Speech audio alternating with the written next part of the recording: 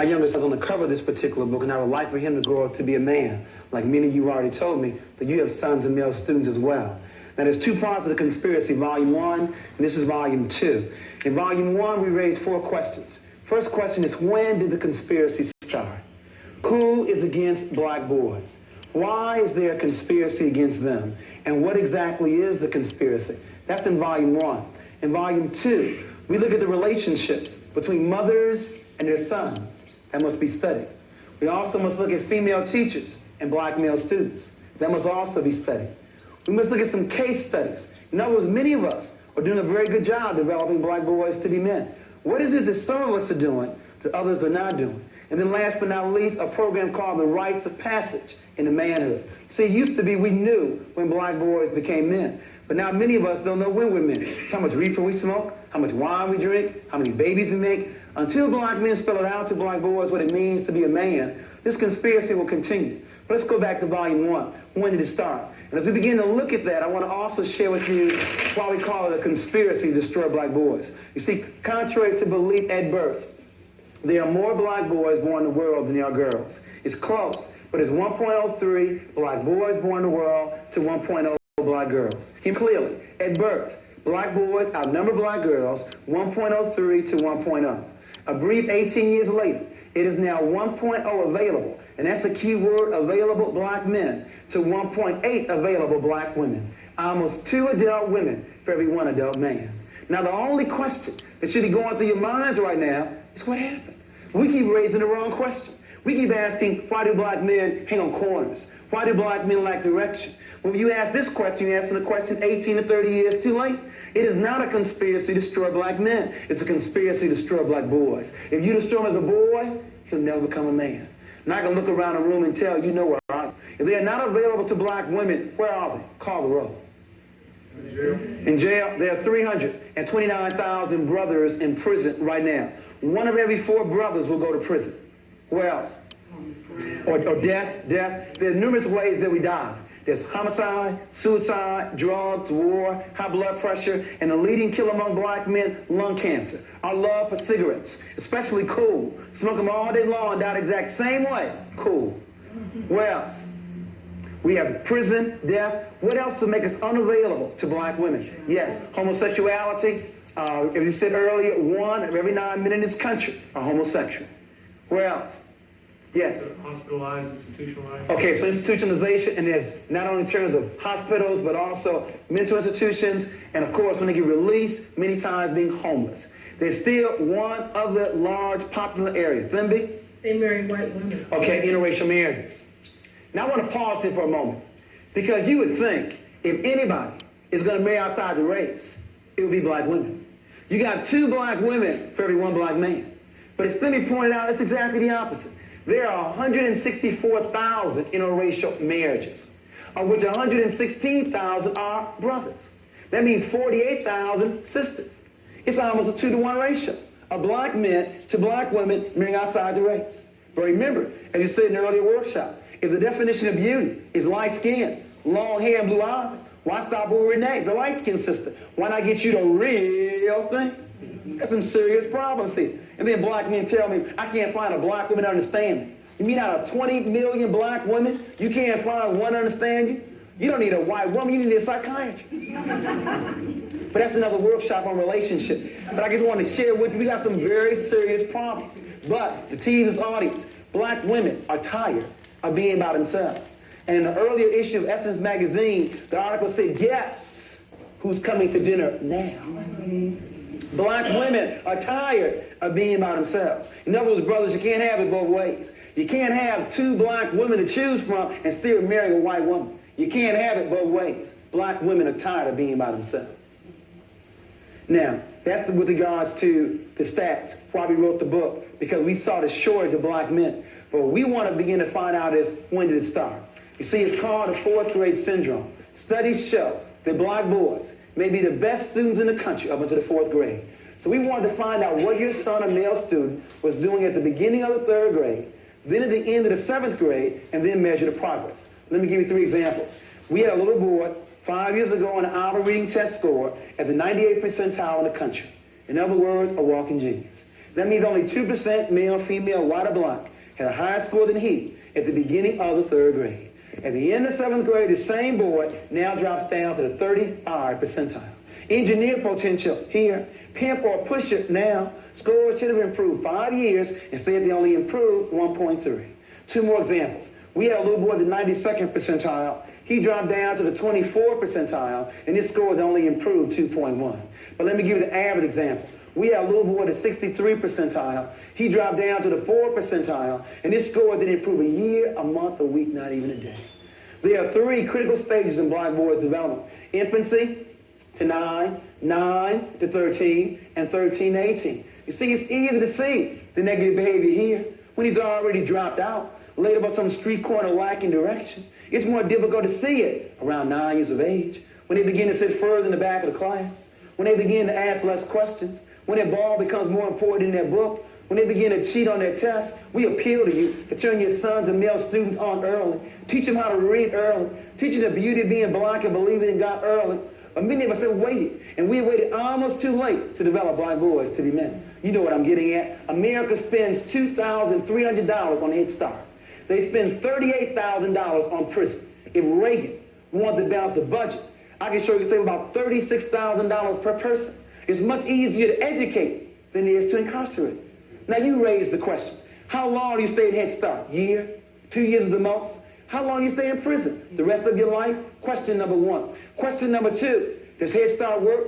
A 19-year study documents that Head Start works, but in prison, 85% of the inmates that get released go right back in. But as Jesse Jackson says, we have 2 choices. We can either send me to Penn State or State Penn. It's your choice. We have got to find ways to intervene. Now, we have a whole workshop just on the 4th grade syndrome. I now want to ask you, what are some of the reasons you feel to explain why black students, especially black boys, were doing so well K through 3, and now scores declining in the intermediate and upper grades? What explains it? Yes? I think the learning style changes abruptly in 4th grade from what might have been more right brain activities in the primary grades into all of a sudden all left brain activities. Okay, so a change in learning styles or methodology from the teacher, from a holistic learning style to a left brain. Okay, very good. Any others? Yes? I think that there's a lot of rejection on the part of the female teachers in the classroom. And the rejection increases with the upper grades? Why do you think it increases? Because of the students, perhaps it's his natural makeup, hyperactivity and that sort of thing. And that may be increasing. Well, it may be increasing because we're now expecting them to stay in school or stay in a chair even longer. Okay. Any others that contribute to this 4th grade syndrome? We have a change in learning style. We have the teacher's outlook on the student. What else? Yes? The student becomes more culturally aware and differs significantly from the teacher often. Okay. So the child's now become more aware of their cultural and racial identity. Okay. Very good. Any others? The major reason you have not given yet, and maybe that's why this problem is still with us, Terry. First name is Richard. I'm sorry, Richard. Well, the peer group starts to form and become stronger about the peer And group. that's unfortunate, Richard, that you said that, because as the age increases, the peer pressure is on the increase, while parental involvement is on a decrease. I don't know who told parents when your child gets older, they need less of your time rather than more. When I speak to Head Start parents, 80% of them are there. Elementary school, 30%. High school, almost a joke. We have to work on that. That's another workshop, too, on parenting all the way through, not just in those quote-unquote tender years. But the major reason, it's not on the board yet. Still looking for it. Yes, Gwen? I think, too, that young boys, and particularly young black boys, in the primary grades, they have many mother figures, and they have very few men figures, and particularly black male figures. And I think it makes a big difference come grade 4. I agree with you wholeheartedly. I think it's the major reason. And let me now give my first position. I sincerely believe that only men can make boys men. Now, don't misquote me. I didn't say that a single female parent or female teacher cannot rear or educate her child. But she need not do that by herself. But she calls upon her father, her brother, an uncle, a male neighbor, a nephew, a coworker. There needs to be some men in our children's lives. I want you to explain to me how a boy is going to grow up to be a man if he's never seen any. In order to be anything, you must see it first. Remember in the earlier workshop, and I'll go through this very quickly, from the University of Michigan, we wanted to find out what the major influence on children. We said 1950, it was home, school, church, peer group, and television. And then we gave you 1980. Home was still number 1, peer group in the number 2 position, television 3, school dropped down to number 4, church last on the list. Let's go back to my statement. My statement said that only men can make boys men. Now let's see where black boys are going to find men. Let's first of all look at his home. 62% of all black children live in a single-run household. It's a very good chance he would not find a man here. I'm going to hold off on the streets and drop down to television. Can you name me 5 positive adult black men on television outside the news? And you can't name Cosby because this show just started. Name me 5.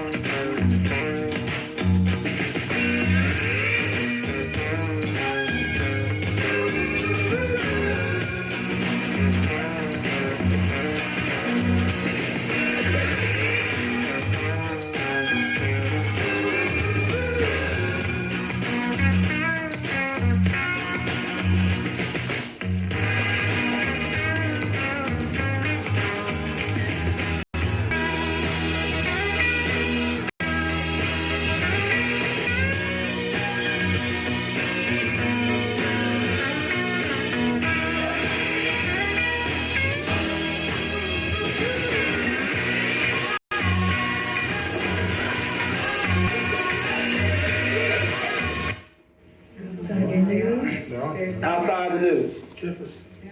And you better not say George Jefferson. They find very few black role models on television. Now let's drop down to the schools. 83% of all elementary school teachers are women. 95% of all teacher aides are women. And when do they teach? After the critical 4th grade, or they're in the upper grade, or they're a PE teacher, the janitor, or the principal. Very few before the 4th grade where black boys need them the most. And lastly, the church. Most young people, men, don't go to church. And the reason is we lie to them. First of all, we made Jesus Christ white. The man surely was not white. And we have a book called What Color Was Jesus to explain that. He had hair and texture, wore and feet the color around. But secondly, the Lord's Prayer says on earth as it is in heaven. Young people and men want some action. They want some programs. If there are no programs in your church, they will see you later in heaven. As a result of not finding a man at home, few on television, few in school, and not wishing to attend church, the last place is the streets. And that's the problem. The streets do a very poor job making men. They do a better job making pimps, pushers, and a few basketball players. Their hero, Michael Jordan, has said there were 1 million brothers that won his job last year in the NBA. Of this million, only 400,000 will even make it to play high school ball. Of this 400,000, only 4,000 will make it to play college ball.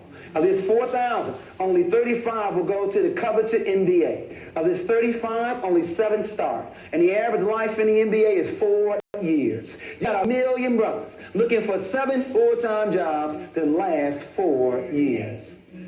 This conspiracy is complex. It goes beyond the NBA. Even schools are in on it. What will be the first thing you see when you walk into a Cincinnati high school? A large trophy case. In other words, even schools give more glory to their ball players than the scholars. That's it in the earlier workshop. Where are the pep rallies for the honor roll? In other words, even schools, I can understand the NBA, but even schools give more glory to their ball players than their scholars. This conspiracy goes beyond the NBA, though. It goes beyond schools. Jesse Jackson is giving you the clue one more time. Is it not possible for a black man to be president? For a white woman to be president? For a black woman to be president? Is the club only reserved for European men? You didn't know the white boy with a high school diploma makes more money than a white woman, or black man with a college degree? The motive for the conspiracy is clear. For the question of why is there a conspiracy, the answer is white male supremacy. In other words, white men are not afraid of women, black or white, because women have no power anywhere in this world. The threat to European men will come not from women, it will come from other men. And the best way to destroy black men is to destroy them as a boy. The motive is white male supremacy. But before you get comfortable blaming somebody else, let me make sure we're clear. On a conspiracy, there would always be two. You see, you have the active conspirators, and you have the passive conspirator. See, it's like child abuse. There were always two. You have the father who does the beating, active. But you have the mother who turns her back, passive. Isn't apathy, indifference, low expectations, buying hot goods in the black community, isn't that also part of a conspiracy? You have the active and you have the passive. In a conspiracy, there will always be two. Let me now give you the starting line. We'll start with the active ones first and then move to the passive. Leading off, batting in the #1 position, representing this country, institutional racism. Batting first is the president. He bats in the #1 position. Batting second, representing the Trilateral Commission, the Fortune 500, big business. David Rockefeller bats #2. Batting third, representing the military complex. You didn't know, black people, 12% of the population, 1/3 of the military, and died 41% of the time in the Vietnam War. The chief of staff. Bats #3. Batting fourth, and I don't mean Marlon Brando. I mean the real godfather. Drugs running rampant in the black community. Please don't deceive yourself. If America is the #1 power in the world, they could police their borders to stop the drug traffic. These men and what they represent intentionally want to make sure the black boys never grow up to be men. But remember, they got some help from some of us who really like black boys, who may even have black boys at home, just didn't know any better. And so we bat #5 through 9. Batting fifth, not all, but some mothers who raise their daughters and love their sons. Batting sixth, some female teachers who don't understand that boys have different learning styles than girls. Batting seventh, representing the media in this country, shows like Gary Coleman and Webster. Shows that make me sick. Shows that illustrate that black men cannot raise intelligent black boys to be men. In other words, we need a white father for Gary Coleman and for Webster. It's all part of the media image. It goes all the way back to Tarzan, all the way back to Superman, all the way back to Rambo, to Rocky, all part of white male fantasy trying to control the world. It's all part of a scheme. Make sure you heard me. It's consistent with Superman, Tarzan, Santa Claus, the white father, all part of that scheme. Batting 8, the macho image, Mr. T, and we'll look at today someone like Prince or Magic Johnson or Isaiah Thomas. In other words, no need to study, just be macho, just be a superstar. In other words, Mr. T, Prince for entertainment, Isaiah Thomas or Magic for sports. And then last but not least, a black woman by the name of Kathy, who will do anything for a man, and a black man by the name of Willie, who does not feel good about himself. You see your faces right now. Who's Kathy? You have to stay to the end to find out who's who. The starting lineup, Reagan, no, you don't know who Willie is, but we got a new theory for you now. We used to end with Donna and Kathy, but now we're going to give you the Eddie Willie theory. We have a new one. So we have we have Ronald Reagan, David Rockefeller, Caspar Weinberger, the Godfather, some mothers. I didn't say all, some. Some mothers, some female teachers, the media image, macho in sports, and Kathy and Willie. These people and what they represent, intentionally or subconsciously, want to make sure that black boys never grew up to be men. Let's now look at the active ones first. I want to make sure we start in the right place. The conspiracy did not start with black mothers. It started somewhere else. We must start where it began. It began with active conspirators. I want to now look at them first.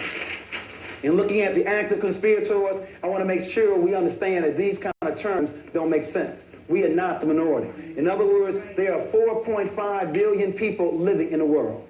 Of this number, 80% of the world's population has color. That means only 20% of the world's population lacks color. Now you tell me who's a minority. You see, it's called the African Triangle. It goes all the way back. We're not the minority. We're only a minority when we allow ourselves to be divided up from our brothers and sisters in Nigeria, in Jamaica, in the United States. Look at this African Triangle. After all these years, other than the way we're dressed, you can't tell who's who. There are 1 billion people living in China alone, and we are second. 500 living in Africa, 160 living in Central and South America, 40 million living here in the United States. We are not the minority. Now, the question is, how can so small control so much? That's why I respect them so much. Think about it. You have a gang. You have one gang with 80 people, another gang with 20, and the 20 gonna win? The only way they can do that is by controlling the mind. Because whoever controls the mind will also control the body. Let's look at this. Let's break this down in half. What you come up with is 10% European women and 10% European men. See, it's not even 20. It's really 10% European men. In other words, the Trilateral Commission, they want to control more than just their countries. They want to control the world. And they have pulled us off. Now, there's a tremendous amount of pressure when you're this small trying to control so much. Now, maybe you can't understand it. It's been a long time. It goes back to Egypt for us, having that much power. But can you imagine that small number trying to control the world? A tremendous amount of pressure is on that small group with that much power. In other words, the first thing that men are taught to do is not to cry. I'm quoting from their own Goldberg. The book is called The Hazards of Being a Male. The tremendous pressure when you're so small trying to control so much. The first thing that men are taught to do is not to cry. Think about it. Ever seen Ronald Reagan cry? John Wayne cry? They died with their boots on. They died in their saddles. They died like men. Now, any psychologist will tell you that crying may avoid suicide later. But as a result of European men not crying, European men commit suicide more than anybody else. Black men who want so much to be like European men are very close second. European women are third, and the most sane person in America, she don't make no money, but stay close to God and her children and cry. Black women commit suicide less than anybody else. Give yourself a hand clap. You need sleep, but sometimes our brains and bodies are still wired from the day. So what do you do when you need to rest? In other words, if you think that money is the source of all your happiness, they make more money than anybody else. But they obviously are not happy. In other words, money may not be the key. Putting God and your children first may be the key. Poorest people in America commit the less amount of suicide. First thing men are taught to do is not to cry. Second thing men are taught to do is to ignore pain. Got hypertension? Shake it off. Cancer? Shake that off too. Monday Night Football. Walter Payton goes off the field with a busted knee. Comes back on a half hour later and Howard Coach tells us, oh, what a man. The man was crazy to go back on the field. But you see, men are taught to be macho, to ignore pain. Now women, when women's finger bleeds, to the doctor's office. Women take care of themselves, but not men. You know it's gotten so bad that studies have now documented that when men are married, they live longer. That's an insult to my intelligence. It means that I cannot live long by myself. I gotta leave my mama and go to my wife. Because if I don't, I'm probably gonna smoke cigarettes, drink liquor, and eat a lot of pork on the streets. But with women, annual checkup, that's what they encourage men to do. Drink a regular amount of water and eat salad on a regular basis. What am I getting at? European women say they're so oppressed. European women live to 77 years of age. Black women live to 75 years of age. European men die at 69 years of age, and black men die at 64.8. Albert, you and I die before the first Social Security check. That law needs to be changed. So Lord, we are living long to collect on the payment. Golly. This is sad. I'm gonna die 10 years before my wife. This is not theoretical. It's not just my son here. It's my life here and your life. Can I not live as long as my wife? 10 years before her? Men are first of all taught not to cry. Secondly, they're taught to ignore pain. And then last but not least, they're taught to bring home the bacon. Or as I say as a vegetarian, to bring home the fruit and the vegetables. In other words, to bring home the money. Ronald Reagan knows this. Rockefeller knows this. That the best way to destroy black men is to deny them the opportunity to work. You know what I'm getting at, because Bill Moyers didn't tell you that was Vanishing Black Family documentary. 1 of every 3 marriages in this country, black or white, ends in a divorce in 18 months. Now you see, it used to be if you got divorced, something was wrong with you. But when you have a stat this high, something must be going on in society. I now want to explain what that is. When America believed in agriculture, America believed in extended family. When America believed in the factory, industrialism, America believed in the nuclear family. But now that America believes in the computer, now America believes in a single-parent family. Make sure you see my analysis. When the economy changed, the family structure changed. There was more than love in these relationships. There was some money involved here. Our grandparents worked the fields together, had economic reason to stay together, and so they did. In the factory, man works in the factory, woman takes care of children. Economic reason again to stay together. But in this new economy, where you now have women working just as much, if not more than men, you now hear women telling men, I don't need you, got my own job. Do what I want to do when I want to do it. And we are now doing it very well and by ourselves. You know the #1 song in America a couple years ago, Ain't Nothing Going On But the Rent. If you want to be with me, you got to have a J-O-B. It's all about money. All about money. When the economy changed, the family structure changed. And so now we have a lot of people making plenty of money and lonely. that place money before family. You see, black men want to do what white men do. Buy their family a house in the suburbs, 2 cars, and once a year go down to Orlando with Disney World on vacation. And when black men can't do that, they don't feel they're worthy enough to stay. Now you see, the problem is there are 2 responses black women can give to black men when they're out of work. Now the first response some women say is, well, if you ain't working, you gotta go. If you ain't working, you gotta go. That's the mistake. Because black men don't hire nor fire, nor control the means of production. Now, before black men say that's right, brother, you tell them. Please, brothers, quit assuming that black women took our jobs away. Because black women also do not hire nor fire. We are being played off against each other for some crumbs. We recommend the second response. For black women to say to that man, well, if you ain't working, can you at least go back to school? Can you at least learn a skill? Or at least make dinner or wash dishes while I'm gone? But the problem is there are very few black men that look to black women for definition of manhood. Black men, as I said earlier, want to do what white men do. And that means be the breadwinner. What I'm getting at is, we're going to have to redefine what it means to be a man. Because if being a man means being the provider, with 25% of black men out of work, that's a suicidal definition. You see, if I lose my job tomorrow, I'm still a man. As long as I'm responsible, treat my wife correctly, raise my children, that's responsibility. I'm not going to allow my employer to reduce my masculinity. I need to define what being a man is. And I think it's a perfect balance between the mental, the spiritual, and the physical. Not being a breadwinner, but a balance between the mental, physical, and the spiritual. Isn't it interesting? You have 2 black men. Both lose their jobs. One black man resorts to crime, leaves his home. He's been reduced by the society. The other black man sells newspapers, sells peanuts, does whatever he can to take care of his family. Same economic situation, but a different set of values. We have to work on that. A new definition can resolve this problem. I'm not belittling money. You have to have money living in America, but that's not the criteria for manhood. Boys make babies. Men take care of them. That's the definition. One more comment here. I mentioned earlier in our past workshop on the peer group. Let me share with you here this dichotomy where you have the mental over here and you have the physical over here. You see, a real problem is our boys have a difficult time finding a balance in the middle. I mentioned earlier homosexuality, and the figure is 1 of every 9 men in this country are homosexuals. It's going to increase. And the reason is because we've been so skilled to the physical, being macho, that when our boys want to be on the honor roll, they're labeled sissies. Want to be involved in the fine arts, labeled sissies. Want to be open, honest, communicative, labeled sissies. When you label something long enough, you begin to act that way. So you have the homosexuals over here, and you have the athletes, the machos over here. Tremendous dichotomy between these 2.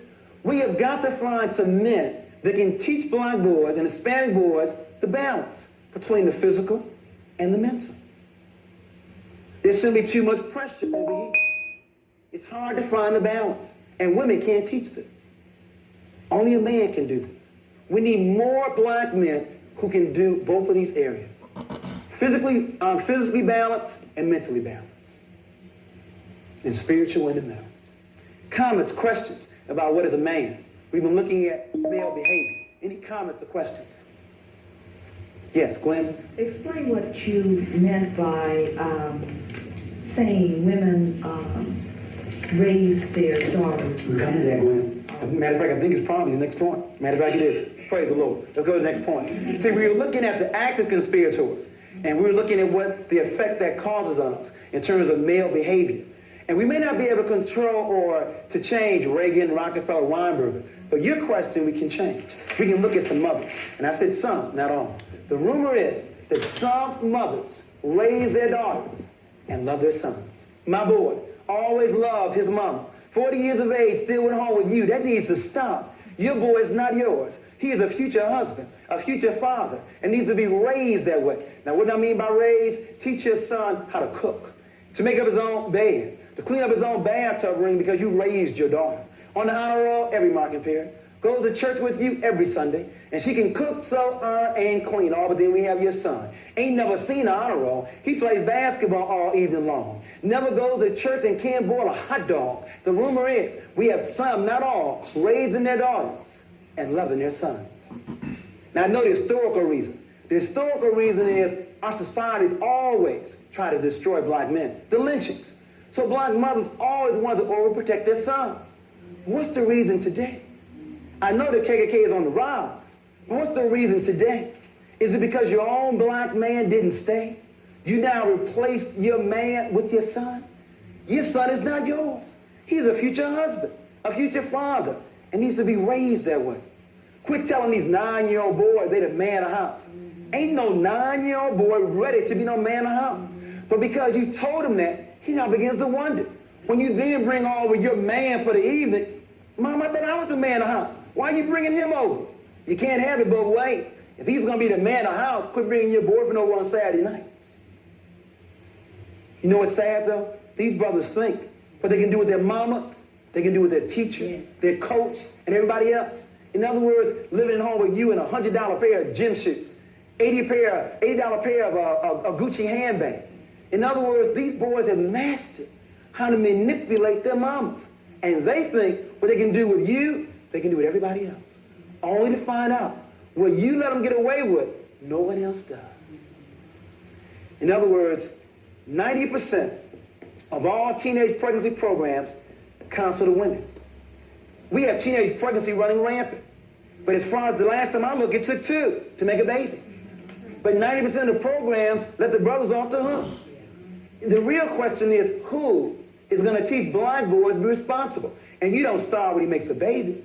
In other words, the real question is, who's going to teach black boys to be responsible for his personal hygiene, for his clothes, for his chores, for his room, for his siblings, for his allowance, for his studies, for his toys, for his schedule, and then his sex life. You don't start responsibility at 16. It starts very early. For example, when I was growing up, my father opened up a mutual fund account for me. And every year on my birthday, he explained to me, this is how much money you have in your account. But if you make a baby, all your money is going to take care of your child. Should it be any different? If I enjoy making it, should I also take care of it? So my oldest son was 15. I've been doing the same thing with him, the 9-year-old and the 15-year-old. So he told me last year, he said, Daddy, this money looks so good to me. I've just decided I'm not ever making me a baby. I'm keeping all my money to myself.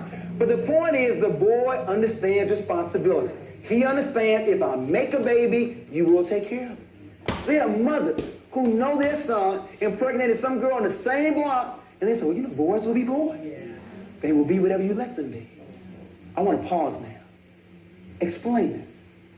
Why are some mothers raising their daughters and loving their sons? Did you grow up in a household where you did more work if you're the sister than your brothers did? Why is that? And you know what else I believe? I believe that the child has a lot to determine in marriage. In other words, marrying a mama's boy is a very critical mistake. Because they can always go back to their mamas. Son, your room is just the way it always was. Got your favorite pie cake whenever you want to get there. It is terrible marrying a mama's boy. Comments. It's my water break.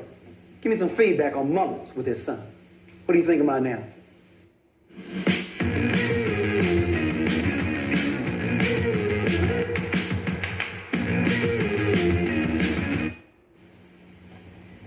It's devastating. It's on target. Any other concerns about mothers and their sons? The boys will be boys is real bad. Right. That's exactly where you keep them, as boys. Right. Where you teach them to be responsible, they will grow up to be men. Well, more apt to be anyway. Mm-hmm. But a lot of mothers. You know, the shortage of men in the church, that can be corrected by taking our sons to church. The sons can stay home. It's optional to them, but not the daughters. In terms of playing outside, daughters in at a certain hour. The sons all night long. Double standards. Make the daughters play, but not the sons. See, my point is, if black women, I'm coming right to you, if black women know what problems they have with their own black man, why don't they correct it with your son? See, if you know what the problems are with black men, your little son, that's somebody else's husband. All what you know needs to be done, put that into your son. Right, why perpetuate if you really love your sisters?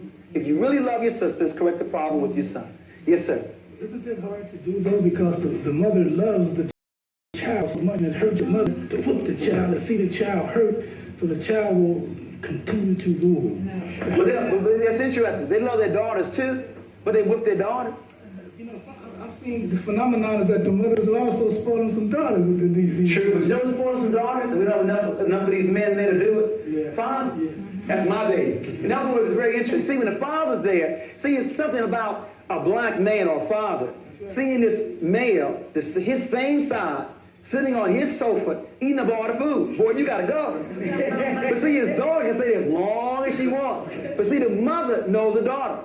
And so the mother, you gotta go too. See, mothers make the daughters go, and fathers make the sons go. But when the father's not there, there's nobody to make the son go. Okay. Yes, one more, then we gotta go on. Yes, I ma'am. also think it has something to do with the norms that are set in the system, too. And we try to emulate those as black people. Saying, for example, I was brought up on a farm and everybody worked together. But then in society now says the male has a role, the girl has a role. So the parents try to perpetuate that. Correct. And what's sad about that is you can't fault the black man who you marry not wanting to wash dishes. He wasn't forced to wash dishes at home. So you can't fault him when he marries you. Have to teach him early. Teach him early. Next issue, female teachers. We're also very concerned about female teachers. Remember, the exact percentage is 83% in the elementary grades. The number of black children in public schools, 17%. But black children are 41% of all the special ed children. Now, 17 doesn't equal 41. LD, learning disabled, EMR, educational mentally retarded, BD, behavior disorder. It gets worse. If a black child is going to be labeled special ed, 85% of the time it's going to be a black boy. Why is it not 50-50 black boy, black girl?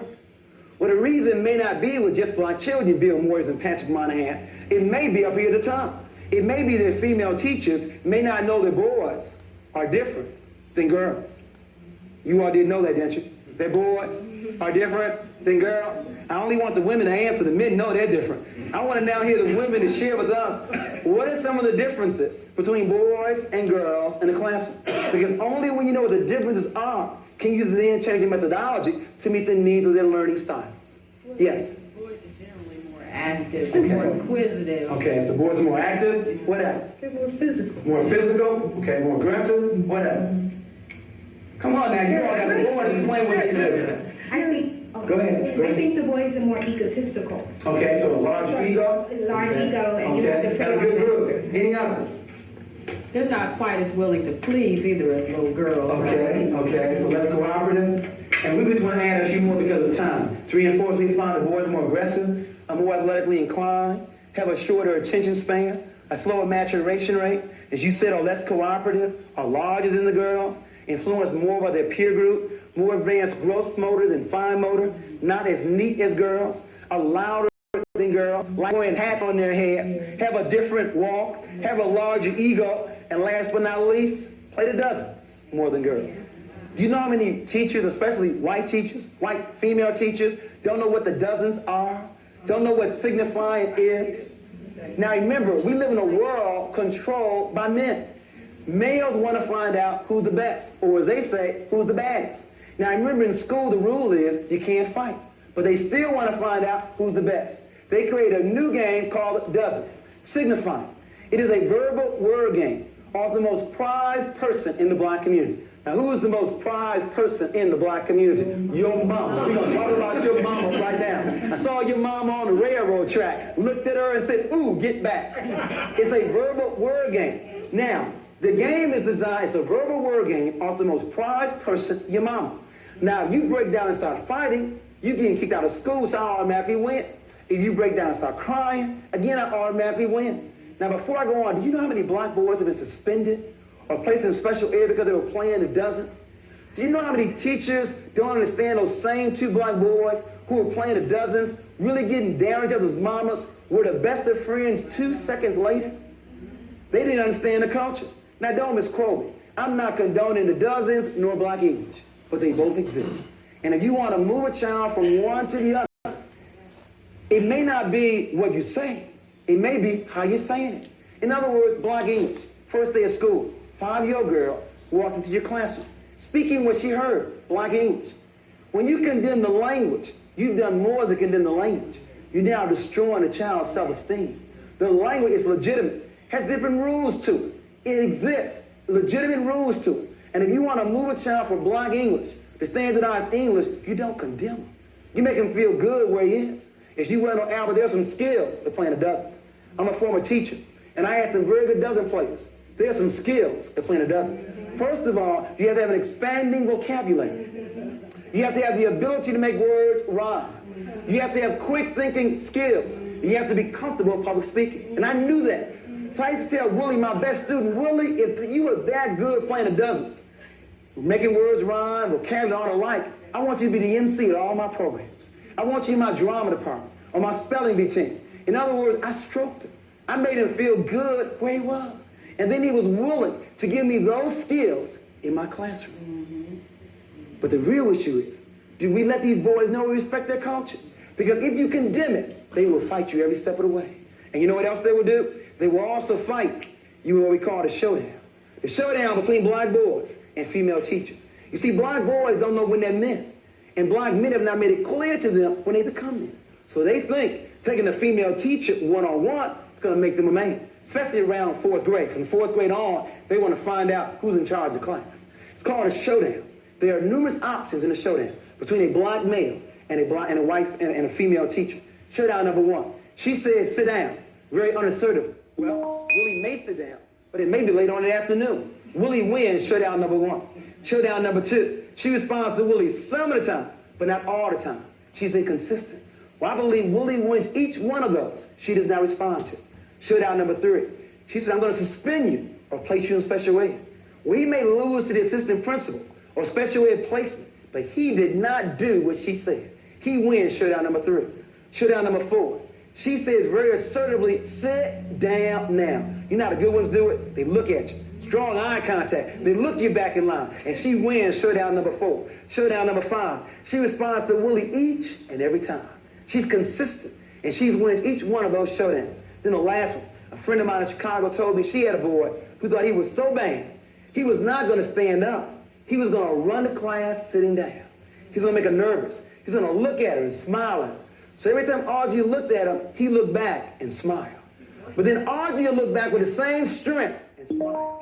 This went on all day long. Willie looked and smiled. Audrey looked back and smiled. At the end of class, so many words, Willie came to Audrey and said, okay, I understand that you are in charge of this class. But the reason is she's done three things well. She, first of all, loves him, and he knows that. She respects him, and he knows that. And she also respects his culture, and he knows that.